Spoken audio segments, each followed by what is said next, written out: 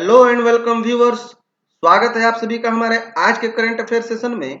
आज है 18 जून और आप देख रहे हैं डिजिटल सर जी। और आज हम 18 जून से संबंधित जितने भी महत्वपूर्ण क्वेश्चन बन सकते हैं उन सभी को पूरे डिटेल्स में डिस्कस करेंगे।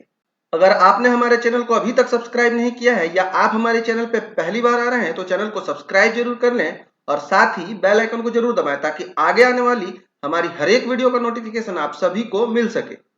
और फ्रेंड्स, आज की जो वीडियो है उसके क्वेश्चन का पीडीएफ लिंक आपको हमारे इस वीडियो के नीचे डिस्क्रिप्शन बॉक्स में मिल जाएगा, तो वीडियो के अंत तक जरूर बने रहें। ज्यादा समय न लेते हुए आज का सेशन शुरू करते हैं और सीखते हैं। तो आज का हमारा फर्स्ट क्वेश्चन है, which of the following state launch revup programme to enable and empower AI startups. निम्नलिखित में से किस राज्य ने एआई स्टार्टअप्स को सक्षम और सशक्त बनाने के लिए रेव अप कार्यक्रम शुरू किया है? तो आइए हमारे ऑप्शंस देख लेते हैं। ऑप्शन ए है तेलंगाना, ऑप्शन बी है आंध्र प्रदेश, ऑप्शन सी है उड़ीसा, ऑप्शन डी है कर्नाटका। तो इसका जो आंसर है वो है हमारा ऑप्शन नंबर ए, तेलंगाना। आइए इस क्वेश्चन को डिटेल्स में समझते हैं। तो फ्रेंड्स, जैसा कि अब आप यहाँ इंडिया का ये मैप देख रहे हैं, यहाँ जो ये रेड कलर का जो एरिया है ये स्टेट तेलंगाना है। आइए इसके बारे में डिटेल से समझते हैं। इसका जो फॉर्मेशन हुआ था वो हुआ था 2 जून 2014 को, जो कि आंध्र प्रदेश से अलग होके एक सेपरेट राज्य बना।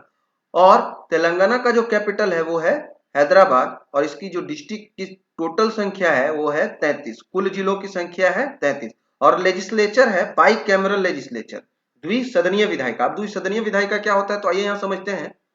द्विसदनीय विधायिका को दो अलग अलग विधानसभाओं यानी कक्षों या सदनों में विभाजित करने की प्रथा है, जिसे द्विसदनीय विधायिका के रूप में जाना जाता है। क्लियर है? अब द्विसदनीय है तो एक सदन में 119 सीट है और दूसरे सदन में 40 सीट है, टोटल हो गया 159 सीट। क्लियर है? और यहाँ पे राज्यसभा सीटों की जो कुल संख्या है वो है 7 और टोटल लोकसभा सीट है 17। क्लियर है? तो आइए यहां समझते हैं जो तेलंगाना आंध्र प्रदेश से अलग हुआ उसके बारे में। तो 2 जून 2014 को इस क्षेत्र को आंध्र प्रदेश के उत्तर पश्चिमी भाग से नवगठित राज्य के रूप में हैदराबाद की अपनी राजधानी के रूप में अलग किया गया था। क्लियर है? अब यहाँ पे देखिए, ये जो आप तस्वीर देख रहे हैं अपने लेफ्ट साइड में, यह है के चंद्रशेखर राव, जो कि वर्तमान में तेलंगाना के चीफ मिनिस्टर है। और यहाँ जो अपने राइट साइड में आप तस्वीर देख रहे हैं, यह है तमिलसई सुंदरराजन, ये वर्तमान में तेलंगाना की गवर्नर है। क्लियर है? चलिए आगे के डिटेल्स को जानते हैं। तो क्वेश्चन में रेवअप प्रोग्राम के बारे में दिया हुआ था। अब रेवअप प्रोग्राम के अंतर्गत एक मिशन है TAIM, जैसा कि यहाँ पे लिखा हुआ है तेलंगाना एआई मिशन। इसके बारे में कुछ जानकारियां हैं, आइए उसे डिस्कस करते हैं। त्वरक कार्यक्रम विशेष रूप से विकास चरण एआई स्टार्टअप के लिए डिजाइन किया गया है, जो विभिन्न क्षेत्रों को कवर करेगा। आइए देखते हैं। तेलंगाना उद्योग और आईटी के प्रमुख सचिव जयेश रंजन ने कहा, तेलंगाना राज्य को एआई में नेता के रूप में स्थापित करने के अपने दृष्टिकोण के लिए प्रतिबद्ध है।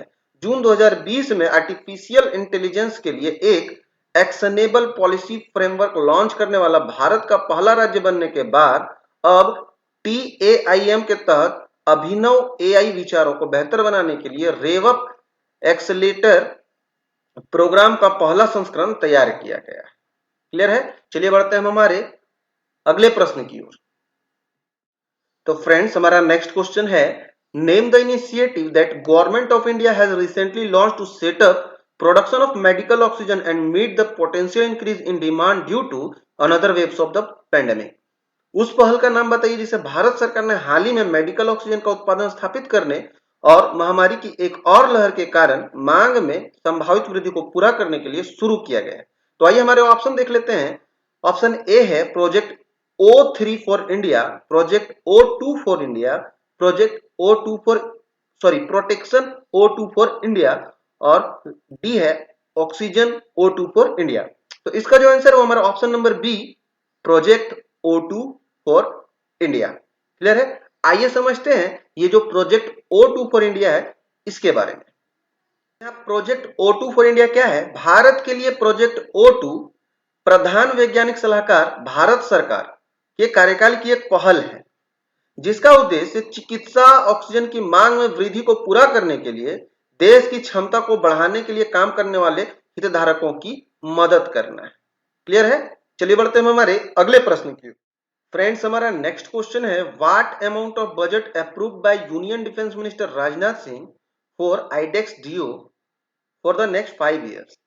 केंद्रीय रक्षा मंत्री राजनाथ सिंह ने आईडेक्स डीओ के लिए अगले 5 वर्षों के लिए कितनी राशि के बजट को मंजूरी दी? तो आइए हमारे ऑप्शन देख लेते हैं। ऑप्शन ए है 598.8 करोड़, ऑप्शन बी है 498.8 करोड़, ऑप्शन सी है 698.8 करोड़ और ऑप्शन डी है 398.8 करोड़। तो इसका जो आंसर है वो है हमारा ऑप्शन नंबर बी 498.8 करोड़।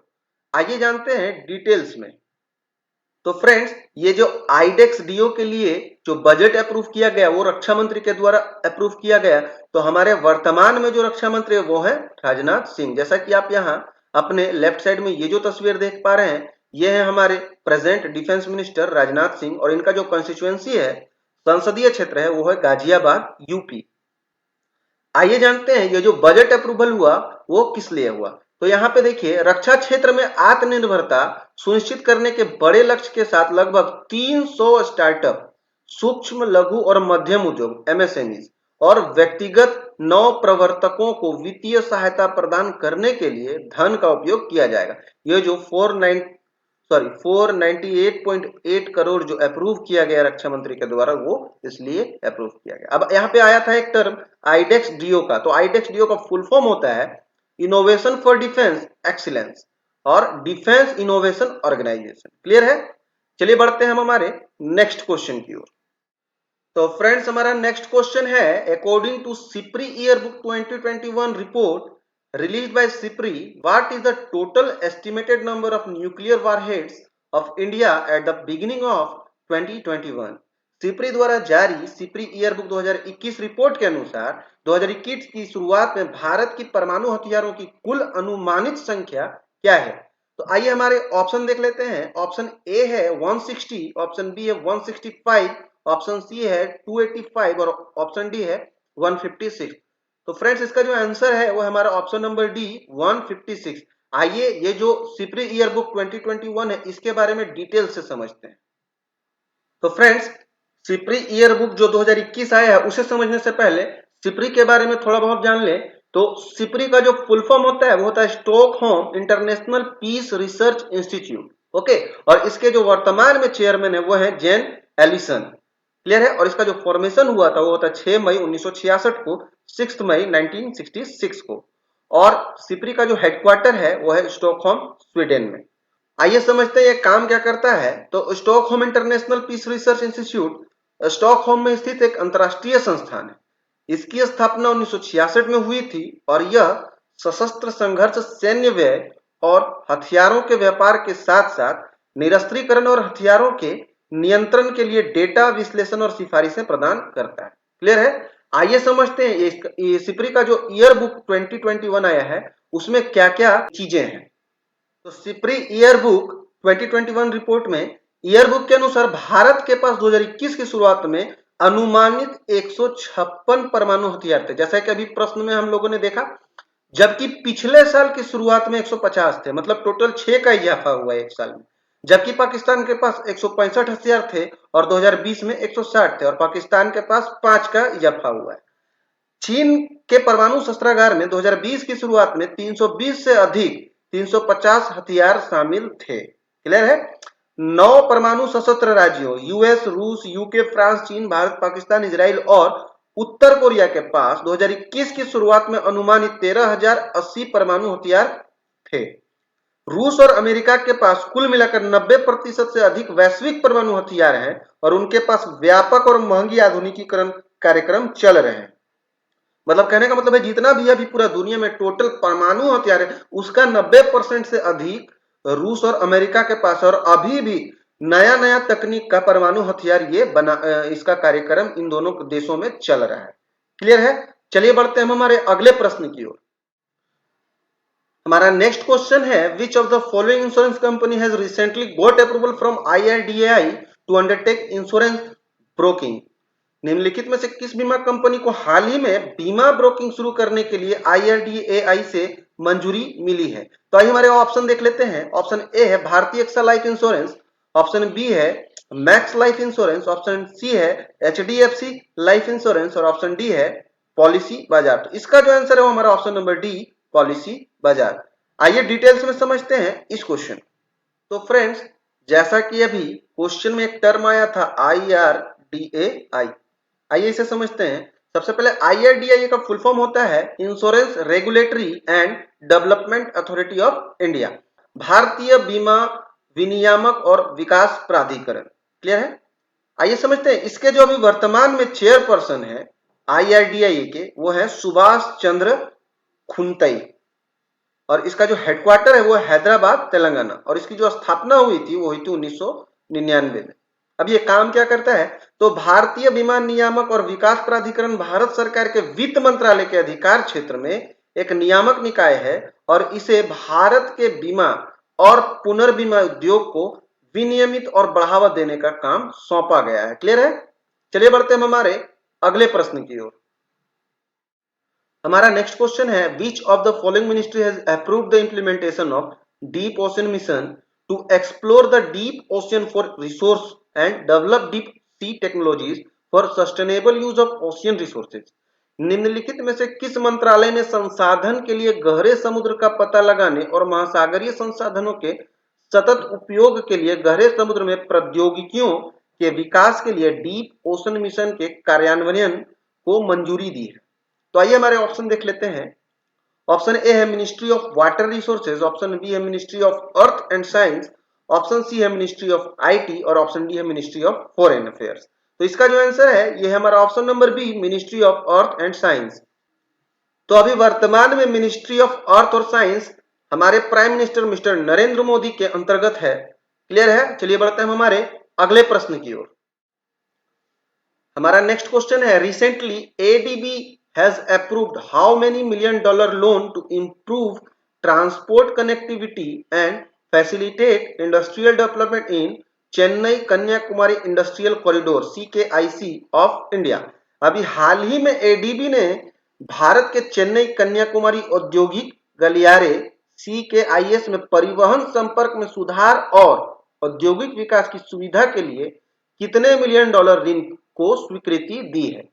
तो आइए हमारे ऑप्शन देख लेते हैं। ऑप्शन ए है $584 मिलियन, ऑप्शन बी है $484 मिलियन, ऑप्शन सी है $684 मिलियन और ऑप्शन डी है $784 मिलियन। तो इसका जो आंसर है वो है हमारा option number B $484 million. ADB जो है अभी भारत को चेन्नई कन्याकुमारी औद्योगिक गलियारे में परिवहन संपर्क में सुधार और औद्योगिक विकास की सुविधा के लिए $484 मिलियन का लोन अप्रूव किया है। क्लियर है? चलिए बढ़ते हैं हम हमारे आगे के डिटेल्स की ओर और जानते हैं एडीबी के बारे में।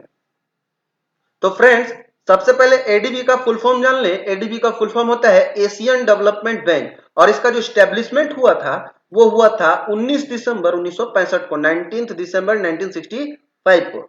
और इसका जो हेडक्वार्टर है एडीबी का वो है फिलीपींस। क्लियर है? और इसके जो वर्तमान प्रेसिडेंट वो है मसात्सुगु असाकावा। जैसा कि आप यहाँ पे अभी अपने राइट साइड में ये जो तस्वीर देख पा रहे हैं ये है एडीबी के वर्तमान प्रेसिडेंट मसात्सुगु असाकावा। क्लियर है? और एडीबी में टोटल मेंबर ऑफ कंट्रीज हैं 68। क्लियर है यहाँ तक? चलिए बढ़ते हैं हमारे अगले प्रश्न की ओर। फ्रेंड्स, हमारा नेक्स्ट क्वेश्चन है which of the following Indian IIT is going to host conference of BRICS network universities 2021। निम्नलिखित में से कौन सा भारतीय आईआईटी ब्रिक्स नेटवर्क विश्वविद्यालयों के सम्मेलन 2021 की मेजबानी करने जा रहा है? तो आइए हमारे ऑप्शन देख लेते हैं। ऑप्शन ए है आईआईटी खड़गपुर, ऑप्शन बी है IIT Ropar, option C IIT Bombay और ऑप्शन डी आईआईटी गुवाहाटी। तो इसका जो आंसर है वो है हमारा option number C IIT Bombay. तो चलिए फ्रेंड्स, हमारे नेक्स्ट क्वेश्चन में बढ़ने से पहले आप सभी के लिए एक क्वेश्चन है वो आप कमेंट बॉक्स में बता सकते हैं। ये जो ब्रिक्स है, ब्रिक्स में सभी जो लेटर्स हैं वो किन किन कंट्रीज को रिप्रेजेंट करते हैं, आप सभी को ये कमेंट बॉक्स में बताना है। आप कमेंट करके बताएं। क्लियर है? चलिए बढ़ते हैं हमारे अगले प्रश्न की ओर। हमारा नेक्स्ट क्वेश्चन है who among the following has become the new chairman of Microsoft. देखिए फ्रेंड, माइक्रोसॉफ्ट का नाम एक बार फिर से आया है, इसे हम फिर से डिटेल्स में डिस्कस करेंगे। तो इसी तरह जो चीजें हैं बार बार रिपीट होंगी। इससे पहले भी एडीबी का नाम आया था अभी आज के हमारे सेशन में, और पहले की वीडियो में भी एडीबी का नाम आ चुका है। तो इसी तरह चीजें बार बार रिपीट होती रहेंगी, आपको चीजों को रटने की बिल्कुल भी जरूरत नहीं है। चीजें ऐसे ही आपके दिमाग में आराम से बैठ जाएंगी। तो वीडियो को पूरा देखा करिए, और जो वीडियो का पीडीएफ होता है उसे डाउनलोड करके सेल्फ प्रैक्टिस जरूर कीजिए, तभी फायदा ज्यादा होगा। चलिए देखते हैं निम्नलिखित में से कौन माइक्रोसॉफ्ट के नए अध्यक्ष बने। तो हमारा ऑप्शन नंबर ए है सुंदर पिचई, ऑप्शन बी है जॉन थॉमसन, ऑप्शन सी है स्टीव बॉलमर, और ऑप्शन डी है सत्या नडेला। तो इसका जो आंसर है वो है हमारा option number D, Satya Nadella. Clear है? चलिए देखते हैं इसके डिटेल्स को। तो फ्रेंड, जैसा कि आप अभी स्क्रीन में ये जो तस्वीर देख रहे हैं यहाँ पे अपने राइट साइड में, ये है सत्या नडेला। इन्हीं को भी माइक्रोसॉफ्ट का चेयरमैन बनाया गया है, जो कि पहले माइक्रोसॉफ्ट के सीईओ थे। और ये जो है ये माइक्रोसॉफ्ट का लोगो है, एक विंडो टाइप का बना हुआ है। और माइक्रोसॉफ्ट का जो स्थापना हुआ था 4 अप्रैल 1975 को। और माइक्रोसॉफ्ट का जो हेडक्वार्टर है वो है वाशिंगटन यूएसए में। और इसके जो वर्तमान चेयरमैन है वो है जॉन डब्ल्यू थॉमसन। क्लियर है यहाँ तक? चलिए बढ़ते हैं हमारे अगले प्रश्न की ओर।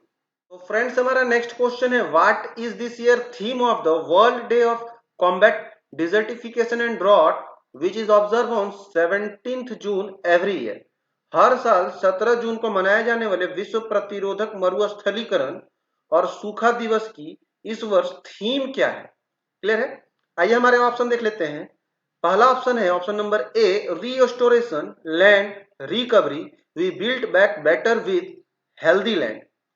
ऑप्शन नंबर बी है restoration land recovery we make back better with strong earth. Option number C है restoration land recreation we build back better with healthy earth. Option number D है recreation land restoration we build back better with bold land. Clear है? तो इसका जो answer है वो है हमारा option number A, restoration land recovery we build back better with healthy land. Clear है? चलिए बढ़ते हैं हमारे अगले क्वेश्चन। तो फ्रेंड्स, हमारा आज का आखिरी क्वेश्चन है, the ICICI bank has recently launched ICICI stack for corporates. What is the tagline of ICICI bank? ICICI bank ने हाल ही में ICICI stack for corporate launch किया है। ICICI बैंक की टैगलाइन क्या है? तो आइए हमारे ऑप्शन देख लेते हैं। ऑप्शन ए है your perfect banking partner, option B है banking with us, option C है हम है ना, और ऑप्शन डी है रिलेशनशिप बियॉन्ड बैंकिंग। तो इसका जो आंसर है वो हमारा ऑप्शन नंबर सी, हम है ना। तो देखिए आईसीआईसीआई बैंक का एक बार फिर से नाम आ चुका है। चलिए फिर से इसे डिटेल्स में डिस्कस करते हैं। तो फ्रेंड, जैसा कि आप यहाँ ये लोगो देख पा रहे हैं, ये आईसीआईसीआई बैंक का लोगो है। और आईसीआईसीआई बैंक के जो वर्तमान में सीईओ है वो है संदीप बख्शी। और आईसीआईसीआई बैंक की जो स्थापना हुई थी, इसका जो फॉर्मेशन हुआ था वो होता 5 जनवरी 1994 को, 5 जनवरी 1994। और इसका जो हेडक्वार्टर है वो गुजरात के वडोदरा में है। क्लियर है? और इसका जो टैगलाइन है वो है ख्याल आपका। ये जो है ख्याल आपका, ये दूसरा टैगलाइन है। अभी क्वेश्चन में हमने एक टैगलाइन के बारे में जाना जो था हम है ना, और एक टैगलाइन ये है ख्याल आपका। मैंने दो टैगलाइन दे रखा है, एक क्वेश्चन में और एक यहाँ पे, इसलिए कंफ्यूज नहीं होना है। समझना है कि आईसीआईसीआई बैंक का दो टैगलाइन है, एक टैगलाइन है ख्याल आपका और एक टैगलाइन जो क्वेश्चन में था वो था हम है ना। और यहाँ जो आप अभी राइट साइड में ये जो तस्वीर देख रहे हैं, ये है वर्तमान में आईसीआईसीआई बैंक के चेयरमैन गिरीश चंद्र चतुर्वेदी। यहां तक क्लियर है? तो फ्रेंड्स, आज का हमारा करंट अफेयर का सेशन यहीं समाप्त होता है। अगर आपको हमारा आज का ये वीडियो पसंद आया है तो वीडियो को लाइक करें, ज्यादा से ज्यादा शेयर करें, कमेंट करें और चैनल को सब्सक्राइब करना ना भूलें। और साथ ही बेल आइकन को जरूर दबाएं ताकि आगे आने वाली हमारे हर एक वीडियो का नोटिफिकेशन आप सभी को मिल सके। तो चलिए मिलते हैं हमारे 19 जून के करंट अफेयर सेशन में। तब तक के लिए सीखते रहिए और सिखाते रहिए।